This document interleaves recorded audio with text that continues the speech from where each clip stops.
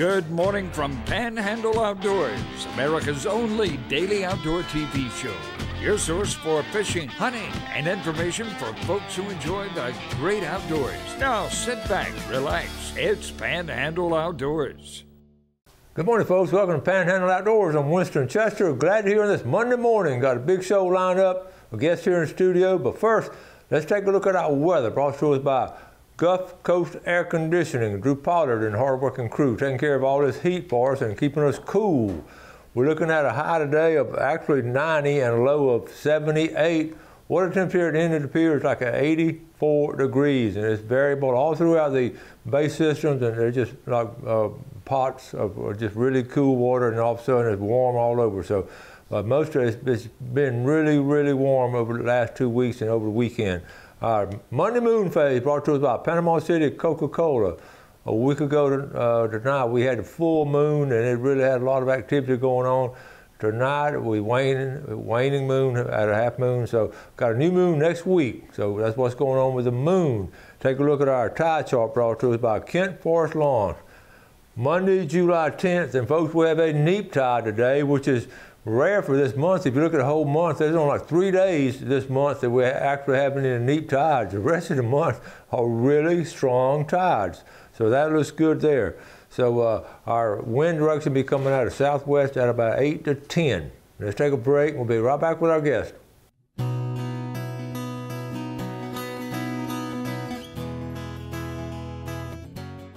Okay, welcome back, and welcome Captain Rick Corley. Good morning. Good morning. Yeah. Glad to have him. We haven't been on in a while. Yeah. So I know we've been talked off and on for the past several months, but we're glad to have you back on. Yeah, it's kind of good to be here. Oh, great. I told Rick this time we have a lot of new viewers, and a lot of people have a deep appreciation of our heritage, and I told him to bring some pictures of just some of the things that he's done. And what's fascinating here in Panhandle, so many people make a living off the water or somewhere around the water, you know, and it goes way back to our early history.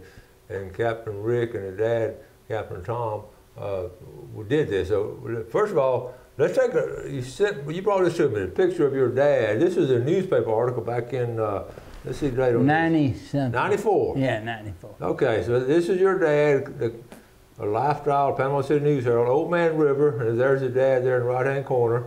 But right here, the article, he's been around almost half as long as the country itself, and his stories reflect this. A common theme runs through them: water, rivers, the Gulf, the sea. Yep. And Corley comes from a rare treasure school of a true, genuine character. So tell us about your dad. Dad, of course, was born in Columbus, in Georgia in 1908. Mm-hmm. And he was born where Fort Benning is, but it wasn't Fort Benning, it was the Blessed Dairy Farm. Okay. I didn't know that. And in the World War I, they realized they needed a large base to really train people to be soldiers. And they bought the Blessed Farm. It was the largest dairy farm in the United States. Wow. And it's now the largest Army base in the United States. And they had 300 cows. And what Dad wound up doing when he was 11 years old, he ran away from home because everybody had gotten sick from the Spanish flu. Some of them died. But the kids were doing all the milking for a while, but everybody else was in bed. Yeah. And so when they started getting better and the adults started back doing their jobs, the kids, some of them ran away. They said, I've had all of this I want. Mm-hmm. And so he ran down to the river and found the W.D. Callahan there at Dillingham Street Bridge. Had 2 uncles, great uncles that were on the boat as engineers. Mm-hmm. And that was a true steamboat. It was the last of them. And he got a job on there because the little boy that was the cabin boy got the flu and died. Mm. So they hired him as the cabin boy that summer. They thought he was just coming down to find a job. Back then it wasn't uncommon for a kid 11, 12 years old. I started at 12 to, get a job. Well, he worked all summer. They finally found him in time and told him, he says, you got to come back home. He says, I ain't coming back home. I don't want to milk any more cows. I hate cows. He loved the river, fell in love with the river. Oh, yeah. And so they said, well, you got to come back and go to school. He says, well, I got a job. They said, no, you need to go to school. You got to go to school. So he would work in the summer on the river boats. Well, by 1925, they told him, says, go over there to Mobile and tell them you're 19 and you want to get a license. Mm-hmm. He said, but I'm only 17. He says, they don't know that. So he went over and told the Coast Guard. He says, or not, it wasn't the Coast Guard, it was Steamboat Inspection Service. Mm-hmm. So they let him test. Well, he passed. He got his license when he was 17 to be a riverboat captain. And he went back and he ran his last trip on that river on the W.D. Callahan in 1925. Wow. And, no, 1928, I beg your pardon. And the Callahan ran from Columbus all the way down to Apalachicola, and with stops at Eufaula, Georgetown, Bruntstown. They would go up to Bainbridge on the Flint, and then would come on down to Apalachicola. And Dad was the last person to hold first-class pilot for that river. Mm-hmm. And when he died, it was done. There was no more. But he then started running moonshine whiskey for my great uncle. One of them on the Chattahoochee. That was in the 30s or 40s? When was that? In the 30s. In the 30s, yeah. Okay. And then they almost got caught one night, so he decided, nah, I'm going to go in the Navy. And, make an honest living. Yeah, and he got in the Navy. Well, somehow he got out of the Navy just for a little while, and he went to Hemp Hill over at engineering school just south of Memphis. Got a degree in civil engineering. Went back in the Navy in 30, I think he said 38, and got married. And of course, next thing you know, World War II happened, and he did his duty there, and then he came here, was assigned here to be the liaison officer for the Navy while they were building a Navy base. Mm-hmm. And he was actually the guy that approved things for the Navy when they were building. He wasn't a base commander. He turned it over to the. And that's such a critical time when they built that Navy base. Oh yeah, it was right at the end of World War II. They thought they were fixing to really be going, but by the time they got it built, World War II was over. Yeah. And so Dad then went back to Columbus, and he was in the reserves, and he would teach the Seabees and the Corps engineers how to build pontoon bridges across the river right there at the back gate to Fort Benning. Okay. All right, we're going to take a break real quick. We'll be right back with Captain Rick. Yeah.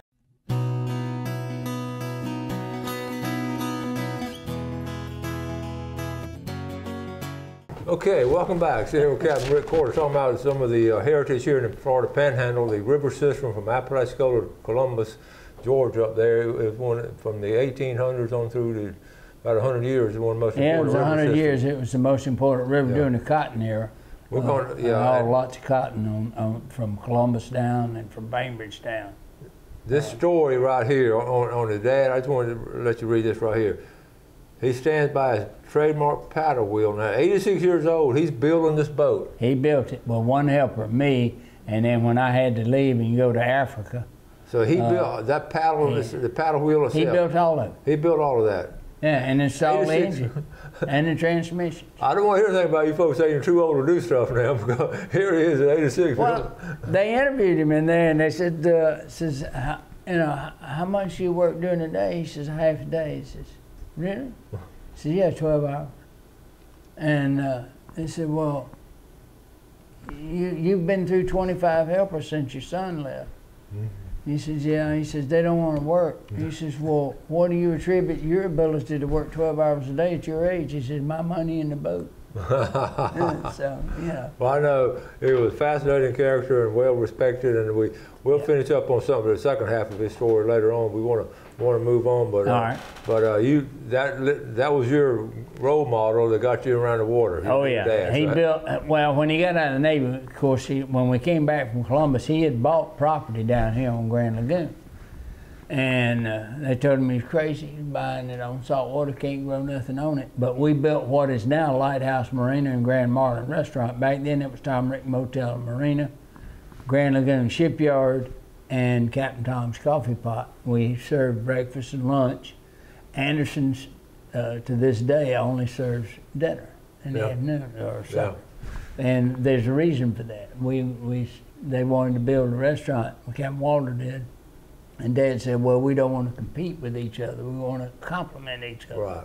So that was part of the contract when they let them build Captain Anderson's. That was in the 50s and 60s? Yeah, roughly in that area. Yeah, it was. It was in the 50s, all of that. And, but it was a great time and a great place to grow up because, you know, Panama City was small. Well, it was 14,000 people back then. In the whole county, it was only about 28,000.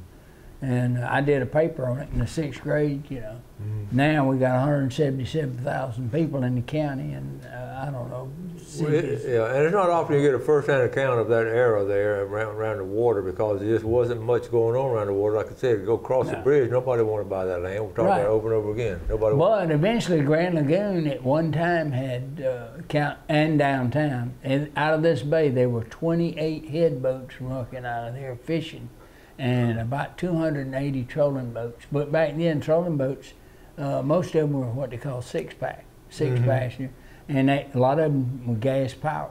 Yeah. I worked for Captain Tom Fruitaker on the old 710-3 as deckhand when I was like 14, and we had an old 6-cylinder Chrysler Crown in it, and it was single engine. Yeah, Fruitaker family was one of the old families. Oh yeah, absolutely. And Captain Tom Fruitaker and my dad were the two highest licensed anywhere in this part of the country. Both of them were unlimited master. And both of them had, I don't know, 30-something first-class pilot ratings for harbors up and down the East Coast and the Gulf. What was some of, when you started getting your captain, what were some of the challenges you faced? You were a teenager, you worked a lot for your dad and all, then you... Yeah, and the thing is, back then, you know, when I started out on towboat, I was 14 years old, and we had one carbon arc searchlight and a deckhand and one old Lister direct DC generator, 32 volt. So people say, well, yeah. I said, but I learned all of these things like radar and GPS and all of these things later in life. In fact, I was running the ship that developed the GPS WAS system we use today for the Navy. That was, that's what I was doing for the Navy. The Navy base were they were ahead of their time as far as what they were doing. Yeah, well, it's still a very important military base from the standpoint. They do a lot of R&D, research and development, and a lot of underwater stuff. A lot of classified stuff. And you got to work out there some? I never worked at the base. I worked for them, but I ran out of Cape Canaveral. I ran a vessel called Monob, which is Manned Obnoxious Noise Observation Base. In fact, we put out a lot of equipment that they use today. In fact, the sub that just collapsed, that imploded up there, the equipment that was installed on the ocean floor is what they found out. They knew what had happened to it at that time, but it was classified, so they couldn't say a whole lot. Well, what about once you started, you got to travel around the world? I've been around the world 8 times as a skipper, and I've flown around the world as a pilot once. And that's pretty good. Yeah, it's a fascinating place. You got to visit some really unique places. I've had the good fortune to go to 95 out of the 196 countries in the world. Wow. And, you know, people do not realize how good this country is. You hear a lot of naysayers, but you got to realize a big portion of the world lives on less than $10 a day per person. Yeah. I mean, really. Yeah. Outside this... You've got a few countries that have it really good, but you've got a lot of countries that just that hand them out, period. And you look at the early civilizations, it was either farming or sea life. I mean, they were Yep. that's how they made a living. You know, Well, if you look, most of the people fish. around water now of some type, a river or shoreline. Back then, that was the only way you could get your water. Yeah. Wow, Captain Rick, he's brought us some pictures of some of the places he's been, so we're going to take a final break and we'll be right back.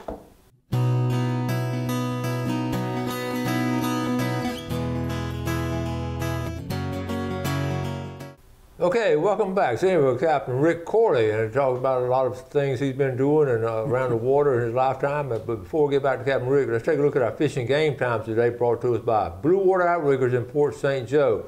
We're looking at 5:58 to 7:58 this morning, this evening from 6:21 to 8:21. So I've been around the world that many times, and so you visited 100-something countries. What was, say, your top 3 or 4 countries that you really enjoyed visiting? Well, in the Pacific, New Zealand is really worth seeing. Really? And Milford Sound is one of the prettiest places in the world on South Island. Another is, of course, Ireland and Scotland. Ireland's pretty and the people are nice. Scotland, they're very nice. They're absolutely wonderful people. Of course, my wife kept saying, "What did he say? What did he say?" With all the rolling and the R's and everything. But they like Americans.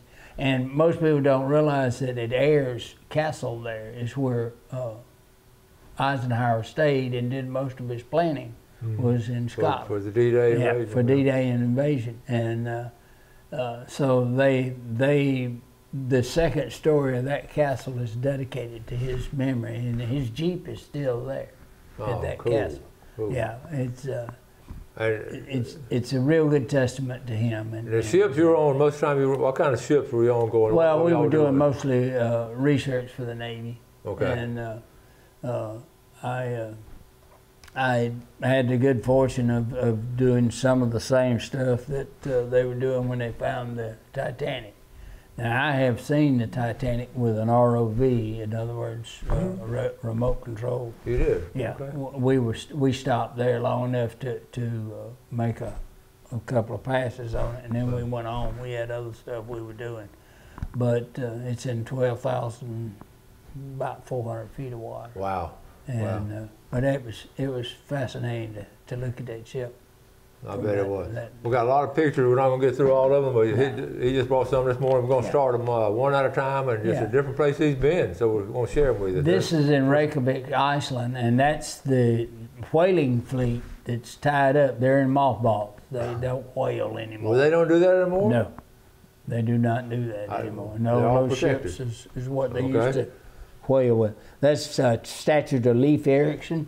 And he actually was the guy that came to the United States first. Leif Erikson, all right. And that is the capital of Iceland. That is the Capitol building there in Reykjavik. Wow. That's City Hall. That's the main building for doing business in the city of Reykjavik. So they just built it on the water, huh? Yeah, there's a lake there, and you'll see in a minute there's a bunch of swans. Okay. And people don't realize how big swans are. That's the shipyard we had put in there because we had damage from the storm. We were en route and we had to stop in there. There's the swans you can see. Are those real big swans? Oh, they're huge birds. Yeah, because look at the people back there behind them. Yeah, they're huge, and they mate for life. They're like eagles and swans, osprey. They all mate for life. That's cool. And that's just one of the architecture there. Biggest thing is, I tell people all the time, look how many trees they got around there. Ooh, I don't see any trees. None. None. Wow. It's very well. You got to realize it's really cold. That's in the summertime right there. Okay. And it wasn't bad, but you wear a sweater even in the summertime. But yeah. Coca-Cola, Panama City, Coca-Cola. Yeah. That's cool. Yeah. Oh. Yeah. And this is the captain that was on the boat that I surveyed up in Charleston that belonged to John Davison that used to be the host on... John Davison, yeah. Yeah, on Hollywood Squares. Yeah. It's called a Principia. That's looking at this is the boat here? Yeah. The Principia. Yeah. Well, that's cool. She was designed and built in 1929 by Ted Geary. and he built about a half a dozen of those. It's 96 foot long. Whoa. Really a beautiful boat. Beautiful. I mean, gorgeous. Wow. You got to run that some, or? No, I didn't get to run it at all. We were at dockside. We were just doing for an insurance. They ought to let you just take it out there and make a circle or something. Well, look at that wood there. Oh yeah, it's all mahogany. It's mahogany, and the hull is western cedar with white oak frames. I know you had a deep appreciation of that. Oh yeah, craftsmanship. Oh yeah. Well, you can see the fantail. They don't build boats like that anymore. It costs too much to do all the engineering just to build that stern. There's my old aerobatic instructor. That's Art Scholl. This is how you learn to fly? Yeah, when I was learning to fly, he was good friends with Johnny Reaver. He taught me aerobatics, and he won more national championships and international championships than anyone. Russia, Japan, he won England, he won all those. Yes. He passed away in an incident or an accident when they were filming Hunt for Red October. Not Hunt for Red October, I beg your pardon. Top Gun. He was doing the part where they were supposedly in the jet wash and got inverted. In the movie Top Gun? In the movie Top Gun. He was actually in a pit special, and they had a counterweight in there, and it jammed, and he couldn't bring the counterweight forward to get the airplane to pitch out of the spin, and he couldn't get out because he was spinning so fast, and he crashed upside down in the Pacific Ocean and killed him. Oh my goodness! But, what's amazing is that just one little thing goes wrong. Oh yeah, But he was doing what he loved doing, and he did a lot of stunts. When he wasn't doing aerobatics, he did a lot of stunt flying with Steve Reaver, and Johnny's younger brother was in it. In fact, if you remember the Mad Mad World, where the Twin Beach flies through the big road sign, that was Steve was flying that. That's cool. That was a balsa wood sign. I told we're gonna run out of time. We got a bunch more pictures. We'll do part 2 in maybe a couple of weeks or whatever. Okay. Sure. And this is really interesting. All the water history and the heritage here. And then we're doing the plane and all. Well, I learned to fly in 1958, and I learned to run boats in 1958. That's pretty strong. That's pretty strong. Well, thank you, Captain Rick. Always good to have you, buddy. Thank you. Take care of yourself. All right, folks. Appreciate y'all watching. Be tuned in tomorrow. Got a special show tomorrow. So do something good today for someone else. Enjoy our beautiful outdoors, and let's take care of it, and God bless. Thanks for watching America's only daily outdoor TV show, Panhandle Outdoors with Winston Chester, featuring hunting, fishing, and other activities and information to help you enjoy the great outdoors. Join us next time for Panhandle Outdoors.